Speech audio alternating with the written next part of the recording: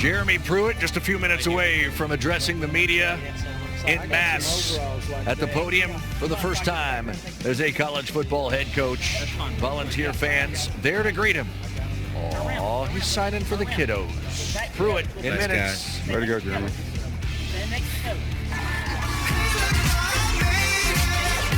Everything's coming up aces, aces.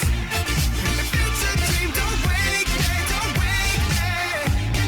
I said, hey, look, I made it.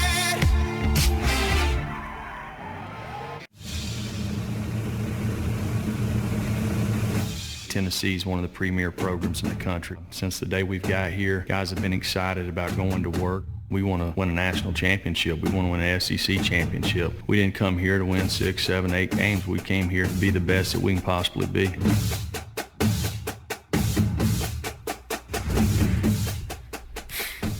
Yeah, the coaching search was anything but smooth. It was anything but private. But they found who they believe is their guy, and that's Jeremy Pruitt at Tennessee, former defensive coordinator at Georgia and at Alabama, among other places. Florida State for a national championship. That's right. What do you want to hear from Pruitt, or what are you looking forward to hearing when he steps up there? Well, I want to hear how he responds to what's a mini controversy. Aaron Murray yesterday, the former quarterback at Georgia, took some shots at him. It's worth pointing out Aaron Murray, I don't think, was there at the exact same time. They were not there at the same time. But he essentially said, and I'm quoting, I don't know if his personality is fit to be a head coach. As a head coach, you have to deal with a lot of important people and various things. I think it was an unnecessary shot at Coach Pruitt, who I think had incredible credentials. Nick Saban recommended him. Everyone else did. So how he responds to that question is going to be very interesting to me. Yeah, he's going to be very forthright. I mean, if there's one thing Jeremy Pruitt does, he shoots from the hip and he says exactly what he's thinking. And I think that's going to be kind of a breath of fresh air, knowing there are a lot of canned answers that we see throughout the course of the media day period. We have? You. I haven't seen any of those. One or two. Vol Nation would love that from a head coach, too. Be great. Right? Absolutely. To the podium we will go. Jeremy Pruitt, the second coach of the day, as the commissioner, Greg Sankey, makes his way to the podium now to introduce the new Tennessee head coach. Our second coach on day 3 of the SEC kickoff has been part of 5 national championship coaching staffs since 2009, led the nation's #1 ranked defense the last 2 seasons. He's a 2-time Broyles Award finalist and the 2012 National Recruiter of the Year.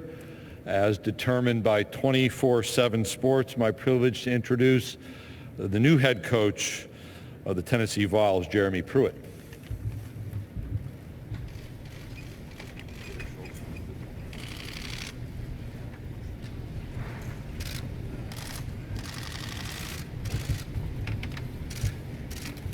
You know, there's a lot of firsts for me. My first SEC meetings and sitting in there for a couple of days, it was real easy to see why this conference is the best conference in the country. You know, sitting around and listening to Greg talk and lead the meetings. Brilliant guy and has a plan for everything. And Greg, I just want to say thank you for that introduction and thank you for having me. Thank you to the media. This is the best conference in the country, and a lot of it has to do with the exposure that you guys get. Everywhere you're at, it don't matter if you're in Knoxville, Tennessee, or you can be in Houston, Texas, or you can be in Cincinnati, Ohio, wherever. The coverage for the SEC is second to none. Thank you for that.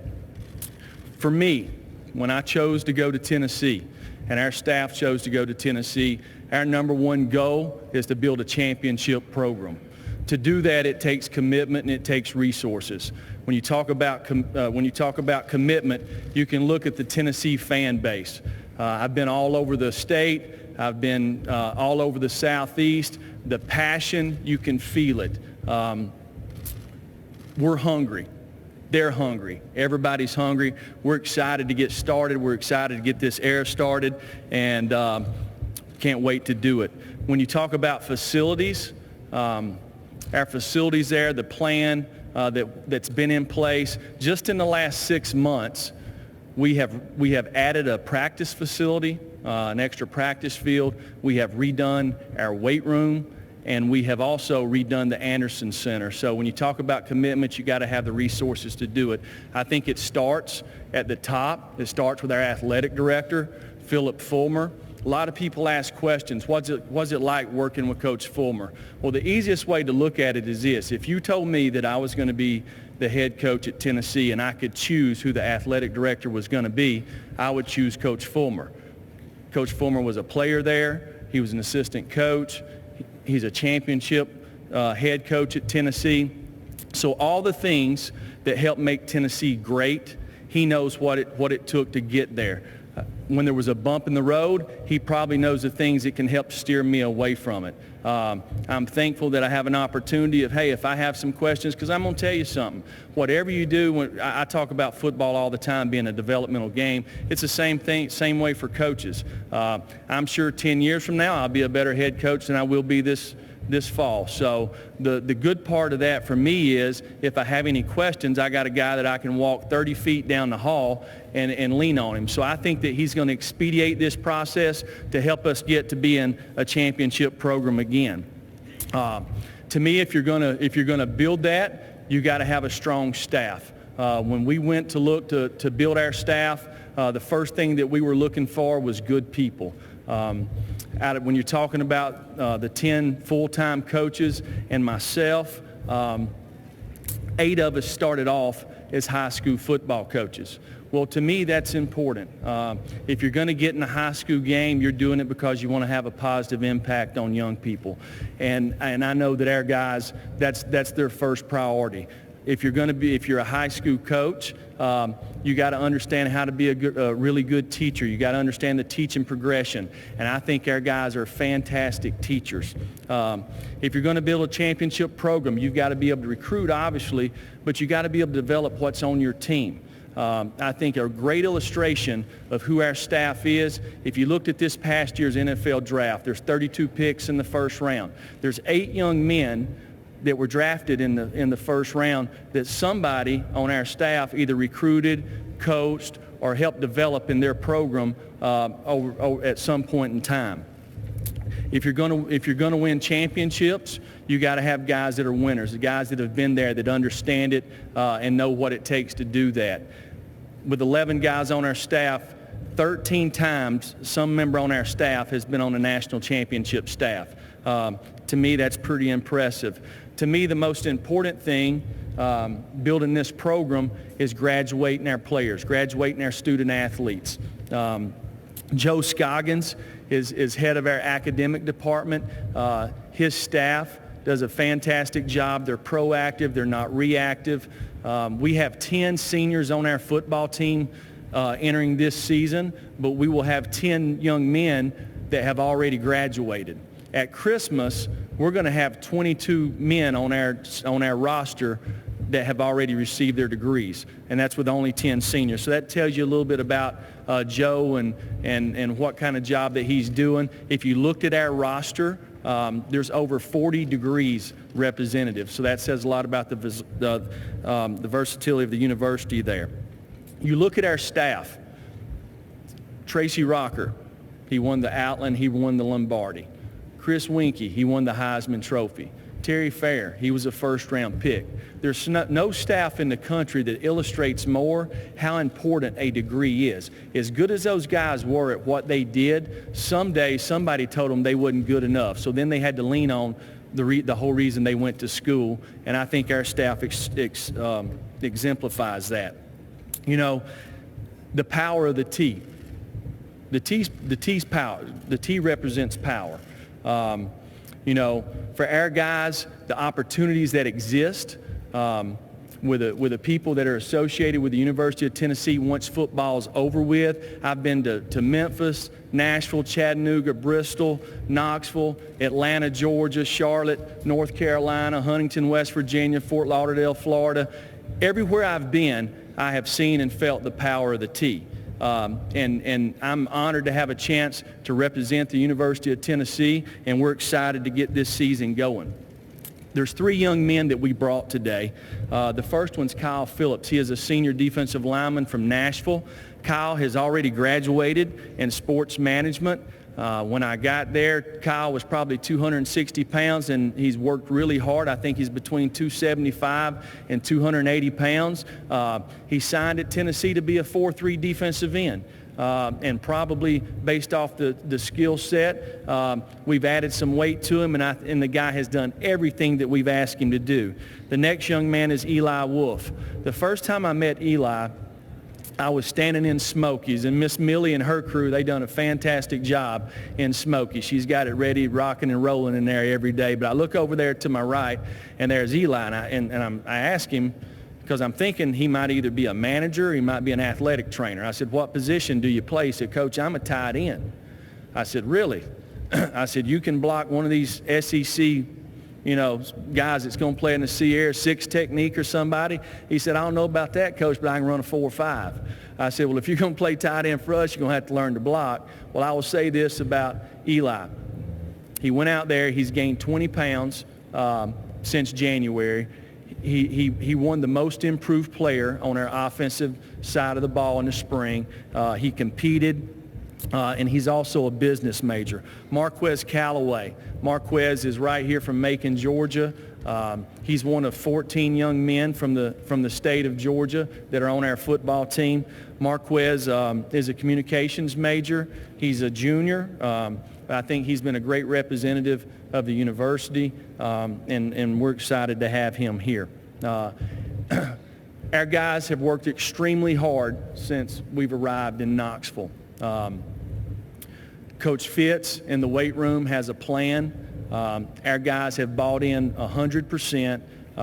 All we've had to do is define it for them, and these guys have tried to do everything that we've asked them to do. We're excited about how hard they're working this summer, the direction we're going. Our guys have done a really nice job for us, recruiting for us. I think it says a lot about our football team and the young men there.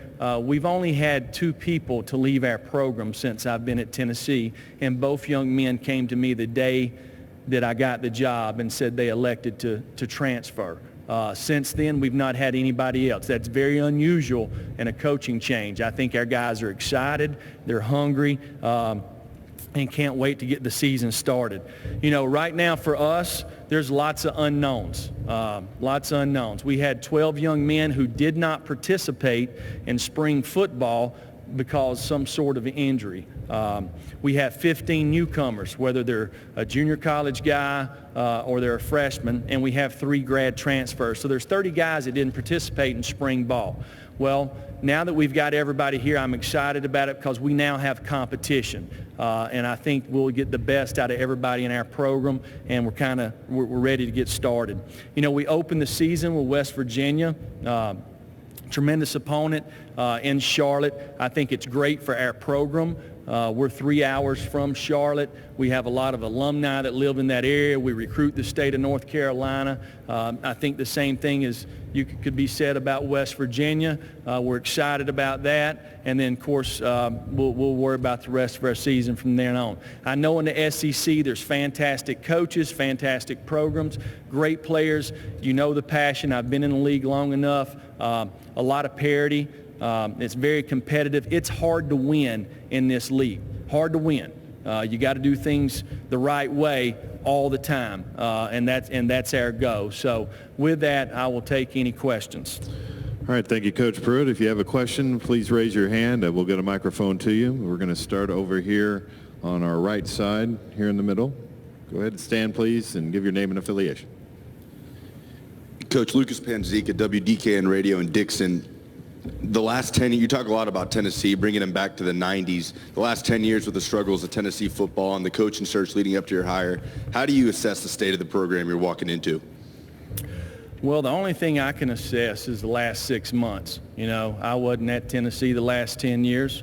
I've been there for 6 months, and right now I'd say that from the top down, from the boosters, the fan base, the players, everybody involved in the program, we're all running in the same direction, and we're running as fast as we can. So I think that's what it takes, and that's all we're worried about. Coach, we'll go down front left. Morning, Coach Pruitt. Kerry Clark with Starkville Daily News and Tyler Insider. You probably know more about Anthony Jennings than most any other head coach in the SEC. Tell us a little bit about what you remember from him during the time you coached him as a player and as a person. You said who now? Jennings. Yeah, Anthony Jennings. Okay, I got you. Hey, guy's smart. He's tough. Comes from a good family. Very instinctive, and wished he was on our team. All right, we'll stay down here with Ron in the front row. Yeah, Ron Higgins, NOLA.com, the Times-Picayune. Jeremy, how do you go about reestablishing, I guess, in-state recruiting to the point where it's Tennessee is the top choice of in-state recruits? Because when a program struggles, other schools come in and take players. How do you kind of go back and turn back the other way? Well, I think it's important in recruiting is the first thing is you got to be organized in the recruiting process. You got to understand what you're looking for at each position. You got to have critical factors that are important to you. It's important, at some positions there's a size or speed criteria. And then you just talk about, to me, probably the most important thing is what kind of character do they have, what kind of effect do they have on their teammates, how do they handle adversity. So I think it's definitely important to recruit our state, but I think when you look at the power of the T, it's a national brand, and you have an opportunity to go anywhere in the country and everybody knows what Tennessee's all about. But whether it's in our state, somebody else's state, I think it's important that we get the right players that fit us. Coach, we'll go over to the right in the black shirt. Zach Al-Khatib, Sporting News. Coach, you've been a part of a lot of championship programs, Nick Saban at Alabama, Jimbo Fisher at Florida State. Have you asked them for any advice in your move to Tennessee? And if so, what advice did they give you? And did you take any lessons from them as part of their staffs? You think Coach Saban's going to give me some advice? One thing that, there's all of us in the league, we all have known each other probably for a while. Some of us when we were assistant coaches, and now we're, I get an opportunity now. It's probably you better write down everything you can. You better take it all in while you have the opportunity, because as soon as you go put on the other uniform, I can guarantee everybody, even though everybody's friends, we want to beat the other guy. So we don't want to give the other person an edge. All right, we'll stay right in front of you near the back. Jean Marie. Adam Sparks, a Tennessean. Jeremy, historically, Tennessee coaches have controlled the Vanderbilt series. Lately, that's not been the case. Vandy's won 4 out of the last 6. I know it's not the Iron Bowl, but it is an in-state rivalry. What's your thoughts on the importance of controlling that in-state series?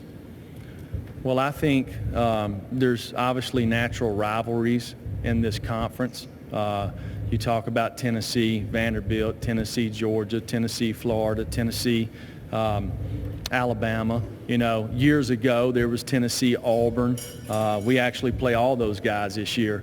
When another team is beating you on a regular basis, it don't seem like the rivalry is that probably thick anymore. So one thing that we got to do is we got to do our part, and I think we will when it comes to that. Okay, we'll go back here to the right side in the white shirt, around the other side. There you go. Ben Jones from the Tuscaloosa News. I'm curious what you felt like the greatest source of pressure was for you when you were a college football player, and maybe what the greatest source of pressure is for players now. The greatest source of pressure?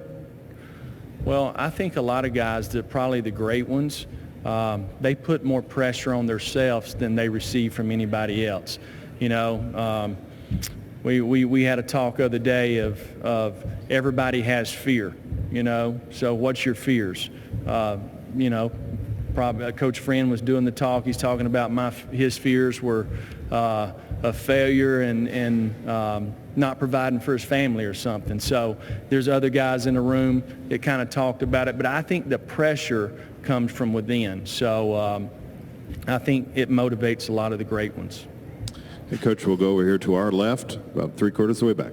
Coach, Mark A. Lewan with the FWAA. You had some strong words for the fan base after the orange and white game back in the spring. What kind of response and feedback have you gotten since then? Well, I think the last time I checked, somebody was keeping numbers on how many fans were at the spring game, right?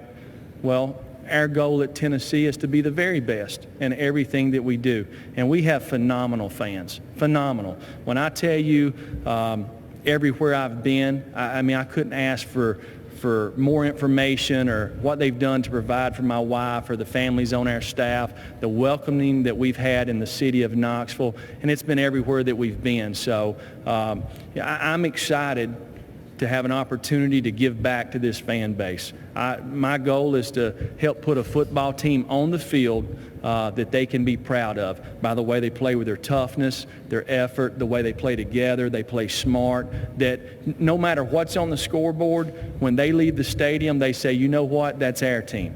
Okay, that's what I want to be able to give to our fan base. All right, Coach, we'll go straight in front of me a little bit over halfway back. Corey Repkin, Daily Times in Maryville. Some of the coaches this week have talked about establishing their culture, you know, in their first season, second season. What are your biggest focal points for that, and what's the process you're going to take to do that? And also, what led to Eli Wolf being the most improved player during the spring?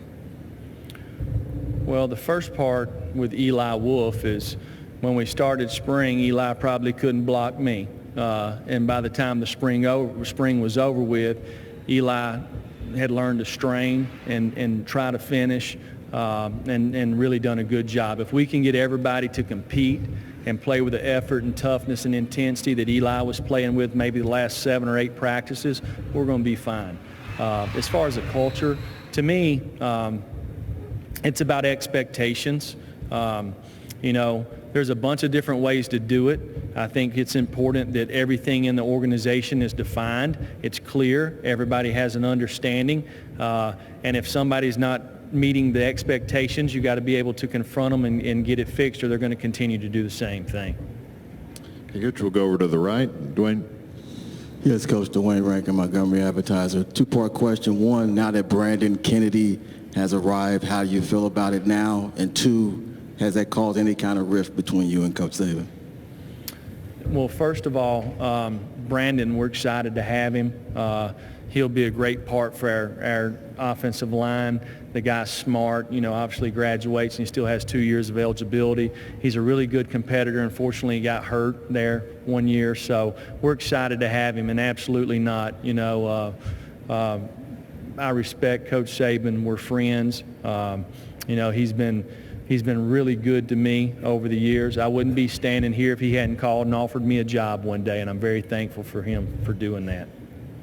Coach, we'll go back over here to our left. Hey, Coach. Bertie Marino, Red Hat RCFB here. How much do you expect J.J. Peterson and the rest of your first recruiting class to contribute this year? Well, we have a couple of guys that are out there that we're still waiting to get information back, and as we gather that information, we'll know when they're going to be there. Okay, we'll go all the way to the back on the near aisle. Coach Pruitt, Drew DeArmond, WZZN Radio, Huntsville, Alabama. 2-part question. First, talk about adding Will Friend as your offensive line coach. I know you guys have a pre-existing relationship back to your playing days at Alabama. And then also your father, Dale Pruitt, now at Albertville High School. I know you played for him and coached under him. What is the biggest influences he had on you in your coaching career and the way you handle your program? Well, I would say this about my dad to start with. He always saw the good in people. He found a way to get the most out of them. He never gave up on young men. So over the years, you would sit there and there'd be somebody that you didn't think would ever play, and by the time he was a senior, he'd be playing, or or whatever. But he didn't only just do that with his players. He done that with the other students in the school. So I think that was important to me. As far as Will Friend, me and Will played together. We lived together in college. Coached with him. I've coached against him. Probably in the last several years, going against him, there's only a few teams that really ran the ball consistently against us, and 2 of them were teams that he was the O-line coach on. One of them was the 2012 Georgia team, and one of them was last year at Colorado State. So I think Will does a fantastic job. Again, he's a coach's son. He started off as a high school coach. Very good teacher, motivator, hard-nosed approach, great guy. Coach, we'll go straight in front of me, halfway back. Charles Odom with the Associated Press. You mentioned the 12 players who were held out in the spring due to injury. Can you give an update on Trey Smith and what's his clearance level for the fall? Yeah, our doctor's done a fantastic job of recognizing Trey had a condition in the spring that kept him out of practice. They diagnosed it, treated it.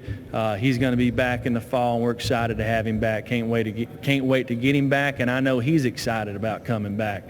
You know, he keeps talking to me about, man, I missed all these reps in the spring. I said, Trey, I promise you'll be fine. Okay, we'll go over here to our left. Hey, Coach. Houston Home Journal, Warner Robins, Georgia. How important is Marcus Callaway to this coming season?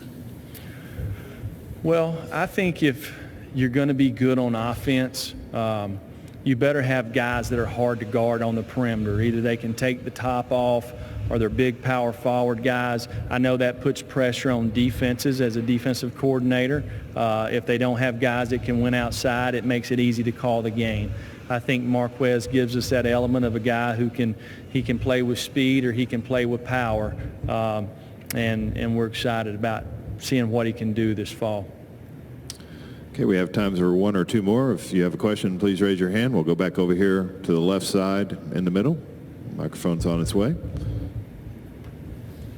Hey, Coach. Zach Bingham, A to Z Sports Nashville. How would you assess your quarterback room with the guys you have and then the addition of Keller Chris? You know, we have two young men, Jarrett and Will, that were there in the spring, so they're going to have 15 practices under their belt.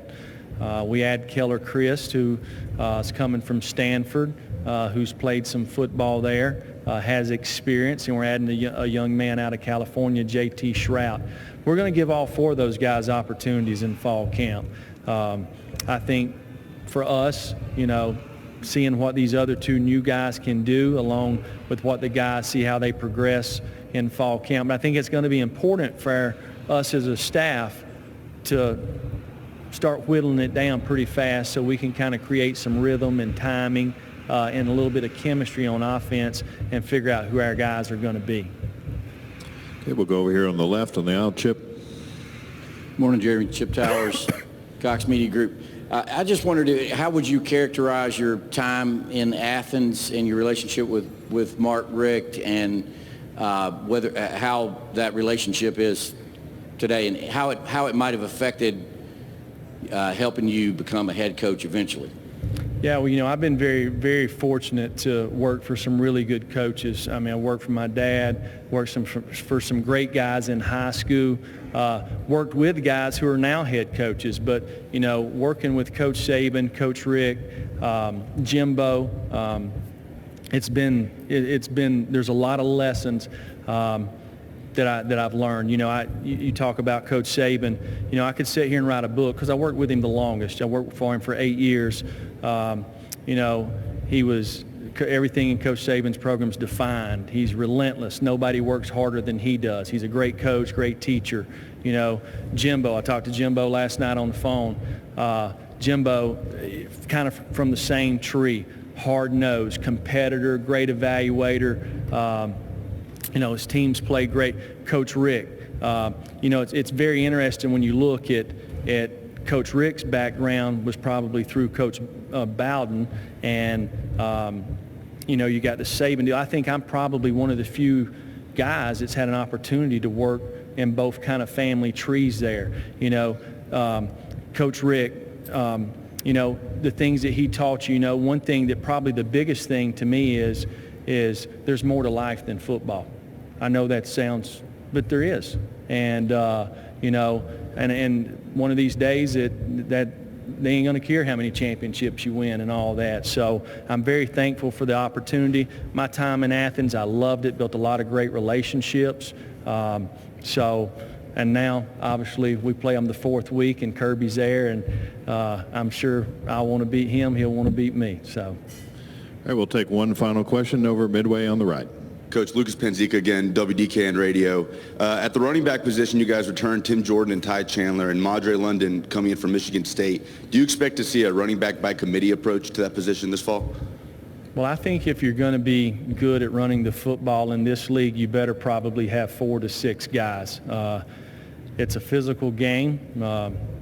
You know, when you turn around and hand the ball, there's 11 guys on the other side who are usually big and fast and angry trying to hit you, so there's lots of contact. I think you probably need four to six guys. You know, Ty and Tim both were there this spring. We actually had Trey Coleman, and we moved Princeton Fant from tight end to running back just to give us four. We've brought in Jeremy Banks, and Madri London's a grad transfer, so it'll be interesting to see how it shakes out with these guys. I know they're working hard, but I think we'll probably need all of them before the year's over with. All right, thank you, Coach Pruitt, for your time. Somebody asked him about an Alabama one.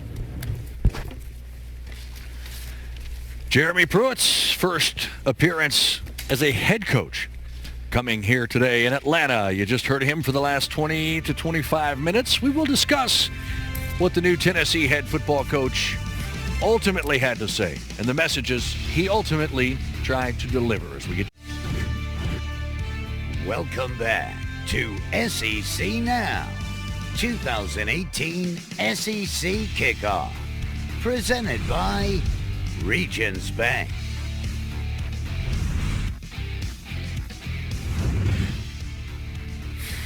Two coaches have found their way to the podium. Two more to come, including that Saban guy. You know, it's interesting when it's Alabama Day. And every year of the 4 days that Alabama comes, whatever that day is, it's just considered Alabama Day. He will get to the podium at 1:30. We just heard from Jeremy Pruitt.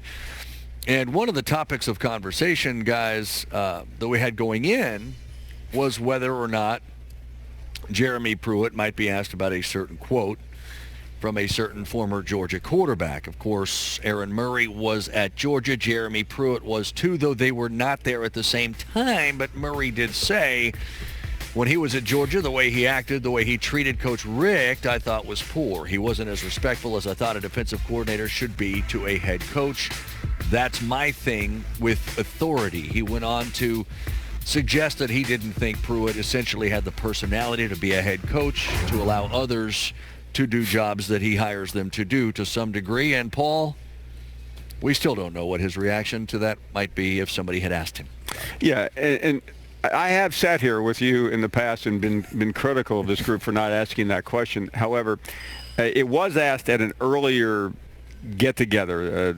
For people at home, this is not the only time these coaches are asked questions. They go through internet rooms, radio rooms, and he addressed it very firmly in there. He was asked it partially here. Someone asked about Mark Richt. I don't know why the reporter just didn't ask the question that everyone wanted answered, but then again, I don't know anything about sitting out there. Only did that for 30 years. And I believe that it would have been refreshing. By the way, that I don't want to bury the lead. The lead is that Jeremy Pruitt killed it in this room. For a guy that most of us have never seen as exuding a lot of charisma, he was brilliant. He was refreshingly honest. We saw a minute ago what Philip Fulmer saw in the interview process. And so many times over the last 6 months, like how many things have happened for Tennessee in the last 6 months that have been positive? I mean, I honestly can't think of anything. Basketball team made a nice run. Okay, besides that, I'm talking football. Exclusive to football. They did lose to Loyola Chicago, though, and killed my bracket. Titans almost got to the Super Bowl. There's just not a lot of things over the last 6 months that have surrounded the Volunteers football program that have really come out looking all that good. The coaching search was a disaster. Jeremy Pruitt was hired, but it never felt like he was their first choice, even though he might have been top 10 for the fans. I think this was the first time where they got to control the narrative. They got to say, you know what, this is what we actually have. We might not be stocked in talent, but we're making progress. Wow. And I really appreciated his candor and the optimism he displayed, because it just hasn't been optimistic in Knoxville in so long. And I'm hoping for their fans that that was a sign of things to come, that it's moving in the right direction. They have some pieces in place. They just need more of those pieces. I think if they had hired him first, it would have been a good hire, regardless, if you back that up. But to address Aaron's comments, because I think it needs to be addressed a little bit. The stories that I have heard and that some of y'all have heard that came out of Athens that are true, that are from coaches that were a part of the staff, some of the things that Jeremy Pruitt did to Coach Richt would some coaches would tell you is the most disrespectful thing they've ever heard, the most crazy thing that they've ever heard. So I'll be curious to watch Jeremy Pruitt as he evolves with his relationship with Philip Fulmer, because Jeremy Pruitt did a great job when he was with Nick Saban because he knew where he stood. Right. He did a good job with Jimbo Fisher. They let you know where you're standing. Yeah, the hierarchy was clear. The hierarchy was very clear. Now, how does he evolve as a head coach? Because he put on a good show. Like, he definitely showed you what he has. I want to see if he continues to treat people in the correct manner, if he respects authority, because to be honest, the stories we've all heard the same stories. Yeah.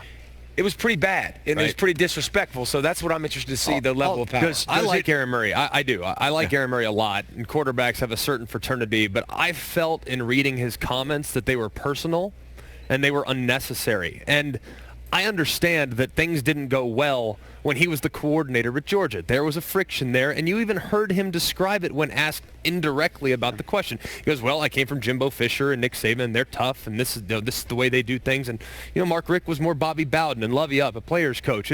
He approached it and said that we just clashed from personality standpoint. But nothing that happened at Georgia is going to change, or it's going to negatively impact the coach that Jeremy Pruitt's going to be. He's a head coach now. Yeah, that's what he's always wanted. He doesn't have to answer he's there. to anybody. Yeah. The buck stops with him, and it's a completely different situation from the Georgia situation. But the buck does stop with you as a coach, but you have to answer to ADs. You have to answer to presidents. And if it's not and you have to answer to alumni. Yeah, and it's true. And alumni and all these. You have to be able to do that, and you have to be able to acquiesce to people. And if you've shown in the past that you think it should be your way or the highway, and you can disrespect people or treat people in a bad way, you do that to Philip Fulmer, or you do that to a president or a big-time booster, that's a different animal. You don't want enemies. Obviously you don't want enemies, but you want to know what cures all things? Winning. Yep. And if he wins, it's not going to matter what happened to Georgia or Florida State or Alabama. He's a head coach now. He has a clean slate, I think. And that's how we should evaluate him, because nowhere he's been before that is going to define what he's going to be in the next few years. David, I think your concerns are valid, and the stories were just downright ugly. But I think he has moved on from there in my estimation. And I think what he is trying to do, and what he did today, was to draw a line of demarcation between what was and what is and what is going to be. Let's just be perfectly frank. I mean, he was honest and refreshing. A year ago, Butch Jones was disingenuous, thin-skinned. He was a pathetic carny barker, and he's now gone, and Tennessee fans want to see a real coach up there, and they have a real coach, and they also have a real athletic director, the man who should have been hired in the first place, who was passed over in spite of everything Philip Fulmer has done for this university. I think for the first time in a long time, the University of Tennessee is back on the right track. We got you fired up for the first time. We finally got you a little bit. We saw the alum coming out. That's what I'm talking about. We saw something a little different there, Paul. Was there some of that? Was there a little bit of alum in that? There's something in there. Right there. I mean, in spite of what everyone likes to say, I went to this university. I have a degree from this university. I'm proud of this university, and I wanted to stop falling all over itself. Stop making mistakes at the president's level, the chancellor's level, the AD's level, and the head football coach's level. This is a great program, but a lot of young people don't know Tennessee as a football power. All they know it is as a punching bag. Well, and that's an interesting topic, because I think Pruitt, he talked about the power of the T. And you got 10 years now where, yes, I understand the power of the T back in the day was really good, but it's been a hot minute now. And I don't think kids do realize the power of the T. I think the guys that are older like us that understand that remember the good old days, but they got to find a way to find some relevancy. And I got news for you. It ain't going to be this year. It's not going to be this year. You can talk about the product on the field. You're right. They're going 2-6 or 3-5 out the gates. Look at their schedule. That's going to happen. It's so challenging. When that kind of stuff happens, we're going to find out a lot about Pruitt. We're going to find out a lot about how he handles adverse situations. And that to me is going to be interesting to find out if everybody can stay on board and stay rowing in the same direction. I think Paul and other alums are certainly excited about this hire. He gave us no reason to not be excited about this hire if you were a fan of Tennessee. And what we saw here, as you all alluded to, is likely a big part of the reason the athletic director, Philip Fulmer, decided to hire him. Fulmer speaking on his relationship with Jeremy Pruitt. If you told me that I was going to be the head coach at Tennessee and I could choose who the athletic director was going to be, I would choose Coach Fulmer. Coach Fulmer was a player there. He was an assistant coach. He's a championship head coach at Tennessee. So all the things that helped make Tennessee great, he knows what it took to get there. When there was a bump in the road, he probably knows the things that can help steer me away from it. I'm thankful that I have an opportunity of, hey, if I have some questions, because I'm going to tell you something. Whatever you do, I talk about football all the time being a developmental game. It's the same thing, same way for coaches. I'm sure 10 years from now I'll be a better head coach than I will be this fall. So the good part of that for me is if I have any questions, I got a guy that I can walk 30 feet down the hall and lean on him. So I think that he's going to expedite this process to help us get to being a championship program again. Fulmer got younger, as you can see. Yeah. Fulmer younger, more country. Not Fulmer on Pruitt. But now you've got a championship with Fulmer. You got a handful of rings with Jeremy Pruitt. How much does that change outsiders, and I'm talking about outsiders, I'm talking about families, I'm talking about 15, 16, 17, 18-year-old kids that they're going to be targeting when you now have a hallway full of jewelry inside Knoxville, Tennessee? I don't think, play? I don't think the kids are worried about Fulmer. I mean, I just got news for you guys. I don't think that... But what Pruitt can do is he can say, I know how to win. Pruitt, our athletic director's committed to winning in football. He can say that, but again, kids and kids are going to listen year one. Kids are going to go, this guy speaks with vigor. This guy speaks with conviction. I'm going to listen to what he says. If you don't win, you can tell me about your message all you want. It doesn't matter. So how long does he have to win? How long does he have before he loses? You can sell your message for 1 year as you recruit. I was left this, I was left that. Year two, if you don't start producing, you're not going to build a program that people are going to go, oh my God, I want to go to that. That's just fact, guys. I mean, you have to win. You can sell me all the bill of goods and you can show me all those rings that Saban helped you win, that Jimbo helped you win. You're going to have to do something on your own to make me buy into your university. Yeah, the problem is now the expectation level is ramped up so fast because we've seen Nick Saban at Alabama year two start the season 12-0. We've seen Kirby Smart almost win a national championship in year two. We've seen Urban Meyer win a championship in year two. Gene Chizik. We've seen Gene Chizik win a championship in year two. The problem now is it's so accelerated that in my eyes, it takes 4 years to build a program, especially when you're changing philosophies. They're going from spread to pro style. They're going from 4-3 to 3-4. I mean, they're changing